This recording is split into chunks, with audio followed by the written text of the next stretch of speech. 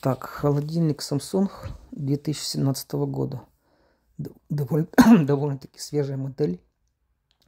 Жалоба была в том, что какой-то шум появился, и он стал меньше холодить. Это все подтвердилось, я проверил, убрал, значит, продукты с этого. Это фризер, и вот так вот лед, снег прям наружу вылазит. Убрал эту крышку, за крышкой лед дорос аж до вентилятора.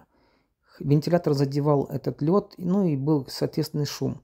Почему лед там растет и дорос до такой высоты, и drain pipe чистый, эвапоратор чистый, откуда тут лед, я до сих пор не знаю.